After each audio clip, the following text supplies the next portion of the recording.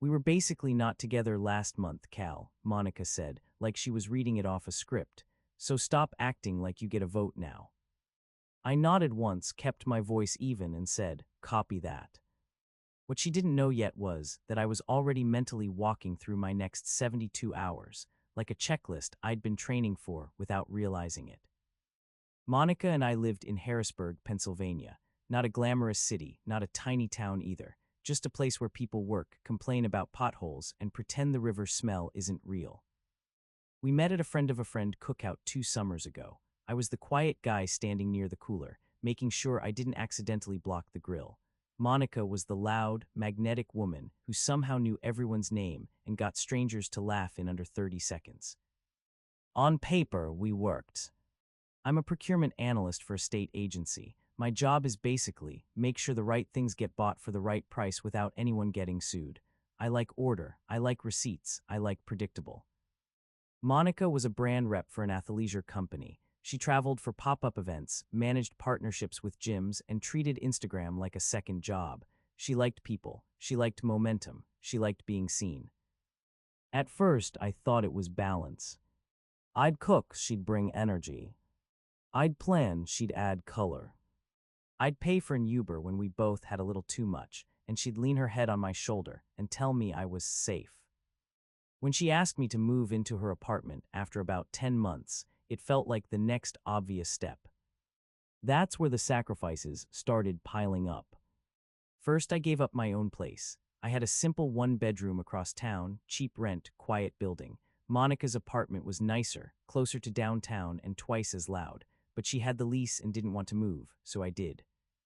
Second, I got absorbed into her social calendar. Monica didn't do chill, she did events, studio openings, pop-ups, networking, friends' birthdays that turned into late nights. If I opted out, she'd act like I was rejecting her, not just the plan.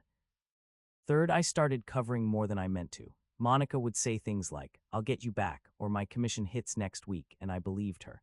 Rent was in her name, but I paid her my share. Utilities were in my name because she didn't want to deal with accounts. Same with internet, same with a bunch of subscriptions. It wasn't malicious at first, it was just convenient for her.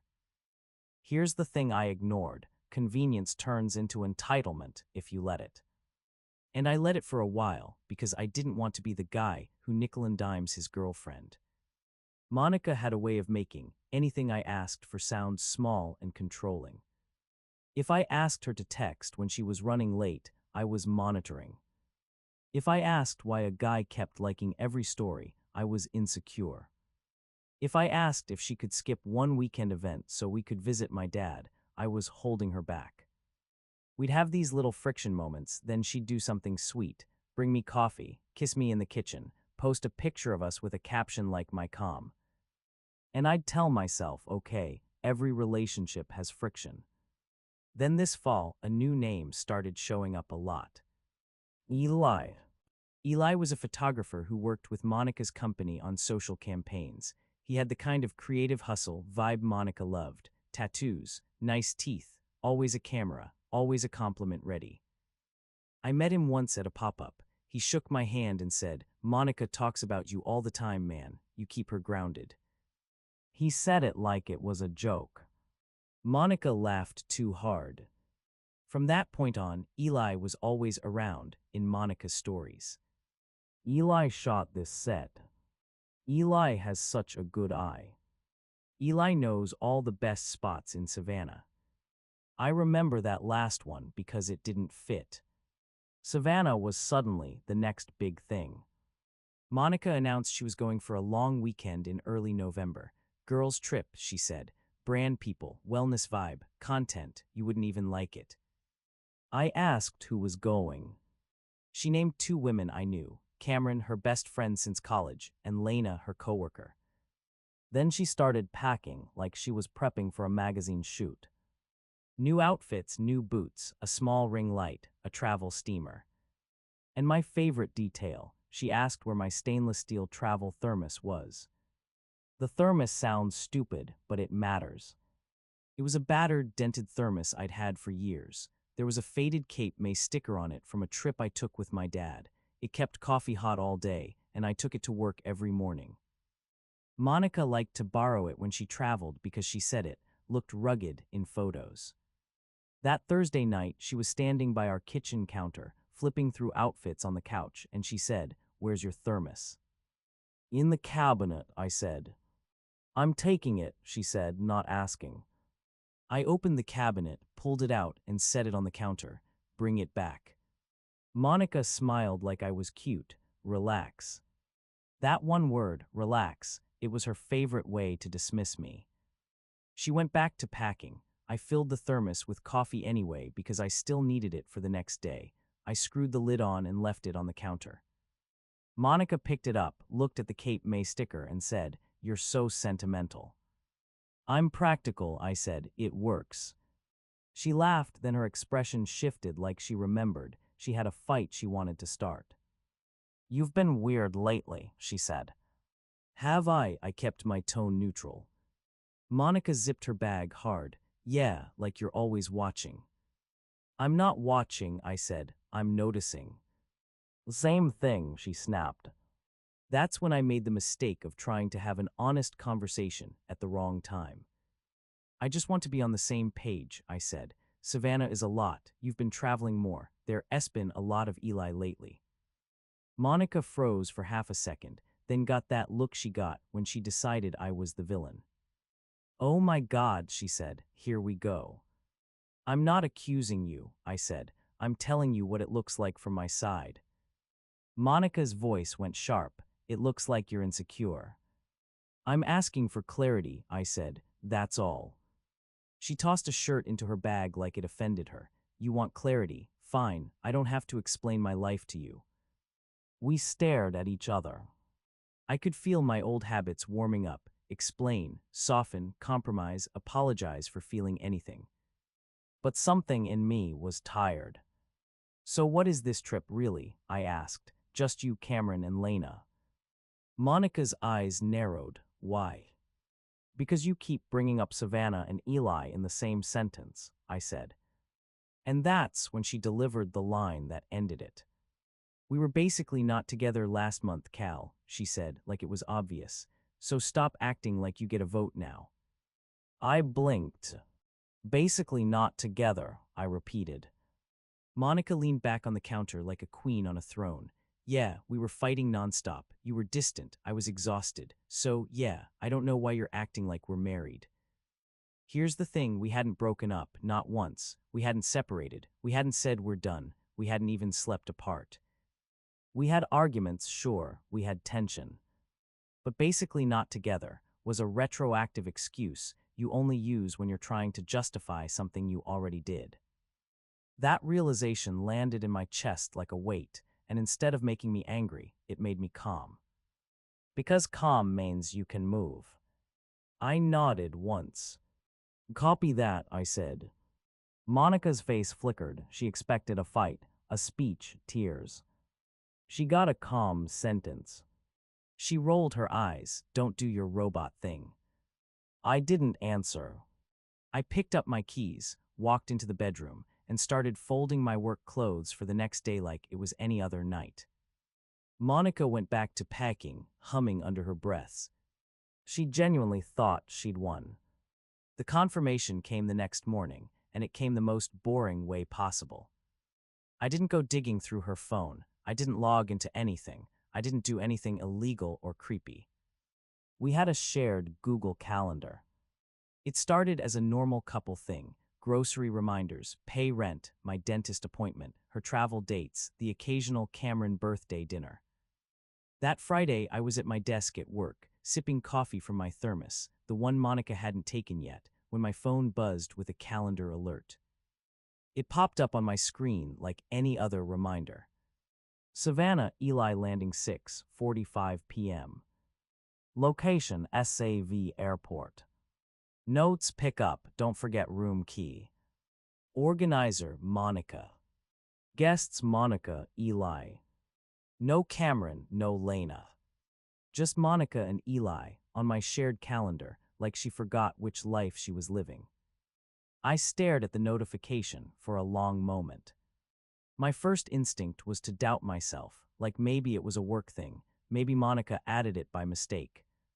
Then I remembered the way she said, "basically not together." casual and rehearsed. I opened the event, not to snoop, because it was literally on my calendar. There it was, flight number, time, and a second event right after it. Couples Ghost Tour, 9 p.m. Guests Monica and Eli. I took a screenshot. I emailed it to myself. Then I turned my phone face down and finished my coffee. My hands didn't shake. I didn't feel dramatic. I felt relieved. Because the truth had finally stopped being a feeling and became a fact. And facts are easier to build a plan around. Monica left that afternoon. She kissed me in the hallway like nothing had happened. "Don't be weird," she said, smiling. "I won't," I said. She grabbed her bag and reached for my thermos on the counter. I slid it toward myself without making it a thing. "I need it for work," I said. Monica's smile tightened. "Seriously?" "Seriously," I said. She huffed, grabbed her keys, and walked out. And the second the door clicked shut, I sat down at the kitchen table and wrote a list. Not a revenge list. A logistics list. Because here's what I knew. If I confronted Monica with the calendar screenshot, she'd do what she always did. She'd twist. She'd de-argue. She'd say I was controlling. She'd say it wasn't like that. She'd cry, then rage, then charm, then blame. And I'd get pulled into it. I didn't want a debate. I wanted a clean exit. So I gave myself one weekend. 72 hours to reset my life without making it messy. I did 10 things, and I did them in order. First, I opened a new checking account, not because I was broke, but because I wanted my money to be mine without Monica knowing my balances, without shared transfers, without accidental overdrafts. I moved my direct deposit over with HR that same day. Second, I closed the joint savings account we'd opened for travel. There wasn't much in it because Monica dipped into it whenever she wanted something for the trip. I split it exactly down the middle and documented the transfer. No games. Third, I removed Monica from anything tied to my credit. She wasn't an authorized user on my main card, but she was saved on a couple accounts I controlled: food delivery, a rideshare account, an online shopping account. I deleted my card info from anything she could tap casually. Fourth, I changed passwords on my stuff: email, banking, work portal, cloud storage, everything. Monica knew my go-to password patterns because she'd watched me type them a million times. I wasn't going to be naive. Fifth, I packed only my things. I didn't touch her jewelry. I didn't touch her clothes. I didn't touch her content equipment. I packed my work clothes, my personal documents, my tools, my electronics, my books, my sentimental stuff. I made a small pile of things we bought together that I was leaving, just to avoid a later argument. Let her keep the couch if she wanted to pretend she won something. Sixth, I documented the apartment. I took a slow video walkthrough: walls, floors, furniture, the state of everything. Not because I planned to fight, because I refused to be accused of damage I didn't do. Seventh, I rented a small storage unit on the west side of town, month to month. I didn't need permanent storage. I just needed a place to put boxes while I moved into a new place without rushing. Eighth, I lined up a moving truck, not a big company, just a U-Haul and my friend Darius. Darius is my coworker's cousin and the most level-headed guy I know. He's also a paralegal, which matters because he's seen enough messy breakups to know what not to do. When I told him the basics, he didn't ask for gossip. He asked one question: "Is your name on the lease?" "No," I said, "only hers." Darius nodded. "Perfect. Move your stuff out, leave a note, don't touch her property, and don't meet her alone." That was the entire legal strategy in one sentence. Ninth, I set up mail forwarding and updated my address everywhere that mattered: bank, insurance, work, my doctor. I didn't want Monica controlling anything by accidentally getting my mail. 10th, I did one petty but legal detail, and I'll admit it. Monica and I had a shared playlist on Spotify. She loved curating these vibe playlists for every mood, every trip, every season. She'd post them like personality proof. I removed myself from the shared playlist and renamed my own private copy to Quiet. Not because I thought she'd cry over a playlist. Because I wanted one small, harmless marker that said I was not part of her brand anymore. By Sunday afternoon, my boxes were stacked neatly by the door. Darius pulled up with the U-Haul, and we moved fast. We didn't argue, we didn't linger. 2 hours later, my stuff was in storage, and my new furnished studio was waiting for me across town. Before I left the apartment for the last time, I wiped down the counter, took the trash out, and put my key on the kitchen table. Then I wrote a note. Not a paragraph, not an explanation. 9 words because I didn't need more than that. Since we were basically over, I made it official. I left the note next to my key. And next to it, I left something else. My travel thermos. The battered one with the Cape May sticker. Because Monica always wanted to borrow it for photos, and I wanted to make a point without drama. She could keep the rugged aesthetic, I was keeping my life. I took a photo of the note and the key, not for revenge, just because I know how quickly stories get rewritten. Then I walked out. No big speech, no slammed door. Just a click and silence. Monica came home Sunday night. I know because my phone started vibrating like it was trying to crawl off the couch. First call, then another, then 5 more. Then a text. Where are you? Then, Caleb, stop, this is not funny. Then, I'm at the apartment and your stuff is gone. I didn't answer right away because I was eating microwaved pasta in my new studio and trying to let my nervous system catch up to my decision. I waited until my hands felt steady. Then I sent one sentence. I moved out, key and note are on the table. There was a pause. Then the spiral began, exactly like Darius predicted. Denial first. What are you talking about? Why would you do this? Then anger. You're a child, you can't just run away when things get hard. Then guilt. I've been stressed, you know I've been stressed. Why would you abandon me like this? Then bargaining. Come back tonight, we can talk, we can fix this, just come home. Then rage again. If you don't come back right now, I swear I will make this so ugly for you. I didn't respond. Because responding would be participating. And I wasn't participating anymore. The flying monkeys showed up by Monday morning. Cameron texted me first. Cameron, Monica is losing it. What did you do? Me, I moved out. I'm not discussing details. Cameron, you're punishing her. That's abusive. I stared at that word, abusive. It's wild how quickly people use that word when the person they support doesn't get their way. I replied, please don't contact me again about this. Then Monica's mom, Donna, called. I didn't answer, she left a voicemail. Caleb, honey, I don't know what happened, but Monica is hysterical. This isn't like you. Be the bigger person and come talk to her. It was almost sweet, if you ignore that it was also pressure. Then Lena, Monica's coworker, messaged me on Instagram. Lena, you disappeared. That's insane. Monica says you're having some kind of breakdown. You need help. There it was. The mental health angle. Monica didn't want to admit she got caught. She wanted a story where she was the patient, supportive girlfriend, and I was the unstable guy who snapped. That way, she didn't have to be accountable. She could be a victim.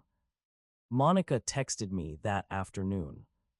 I'm genuinely worried about you. This is not normal. Are you okay? Because this feels like a manic episode. A manic episode. Because I moved out of her apartment without screaming. I replied, calm and short. I'm okay. Please email me if you need something specific. She didn't email. She escalated. If you don't come back to talk, I'm calling the police. You stole things. That one actually made me exhale a laugh. Not because it was funny. Because it was predictable. I texted back, I took only my belongings. I have a video of the apartment condition. Please stop threatening me. She responded immediately. Wow, so cold. You're really going to gaslight me like this. That word again, gaslight. It's incredible how certain people treat accountability like an attack. Then she tried the closure card. Fine, if you're going to be like this, at least meet me for closure. You owe me 10 minutes. Oh, that word was becoming a pattern. I replied, I'm not meeting privately. Communicate by email. 2 minutes later, I got a long paragraph. You're doing this to hurt me. You're embarrassed. You couldn't handle me leveling up. You're trying to control the narrative. I didn't answer because the narrative was already controlled. Not by my words, by my actions. Here's the part I wish was the worst part. Monica posted, not directly about me, but close enough that everyone knew. A selfie with puffy eyes. Caption, when someone punishes you for growing, let them go. The comments flooded in from her world. You deserve better. Men hate ambitious women. Proud of you. Cameron posted something about emotionally avoidant men who disappear. Lena commented a bunch of heart emojis. I didn't defend myself. Not because I was scared. Because arguing in public is how you get trapped in someone else's performance.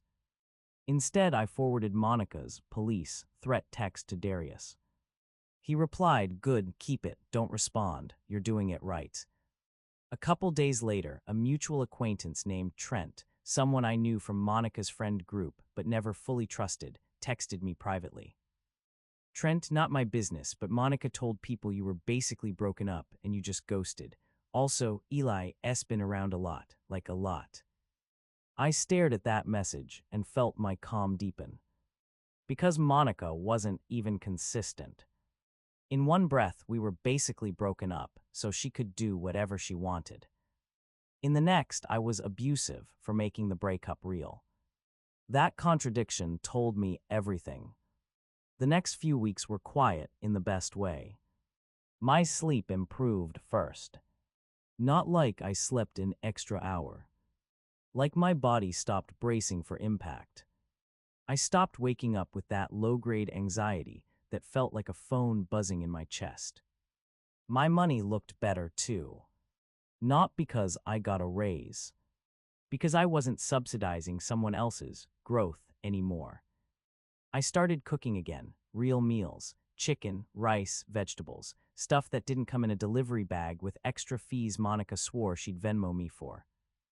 I went to the gym at my own pace, not because someone was filming it, not because it looked good in a story. I started spending time with people who didn't treat every moment like content. Darius invited me to a low-key game night with his cousins. No ring lights, no staged laughter, just normal humans eating snacks and arguing about rules. I felt my shoulders drop. Then, weirdly, my work improved. When you're not constantly emotionally managing someone at home, your brain has more space.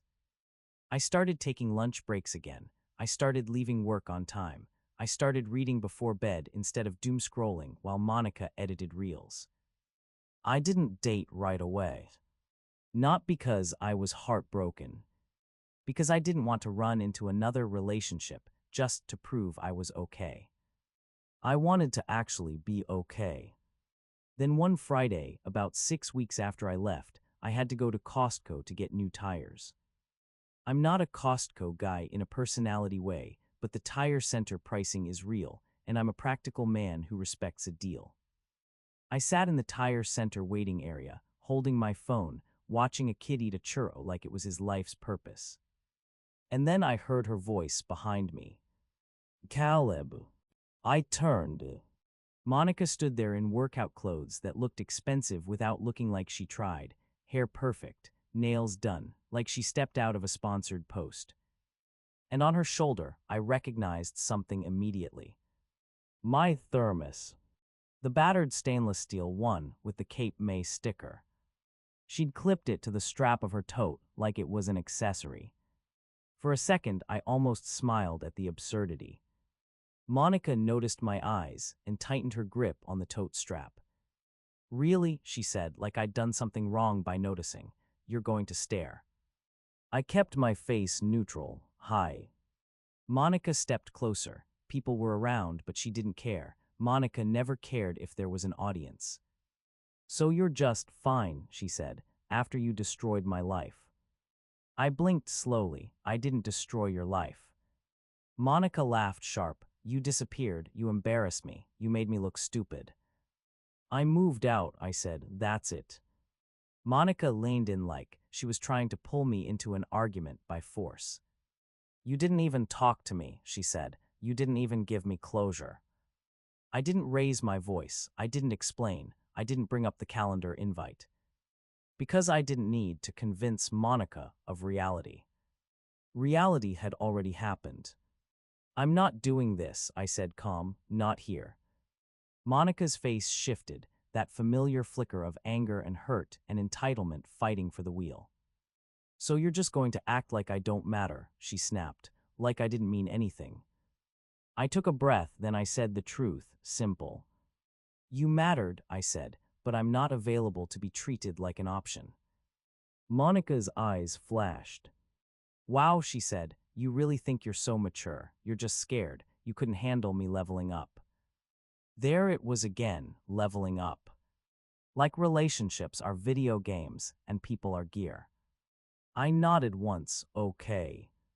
That calm word made her angrier than any insult would have. She glanced around and lowered her voice, trying a softer tone, like she was switching tactics.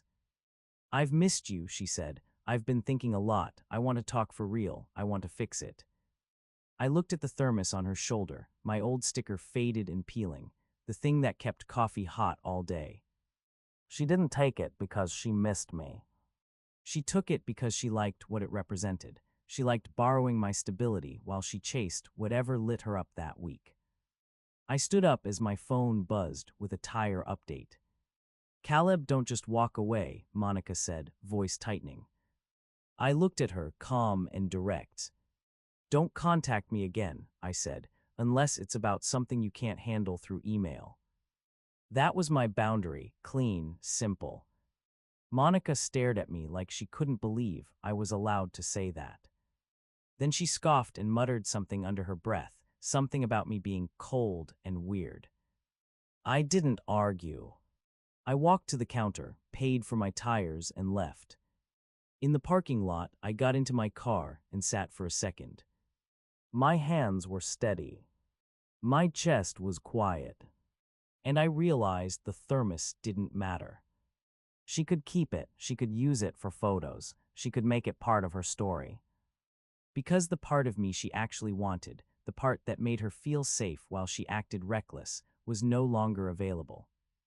I drove home, turned on a lamp in my little studio, and made a cup of coffee in a cheap mug.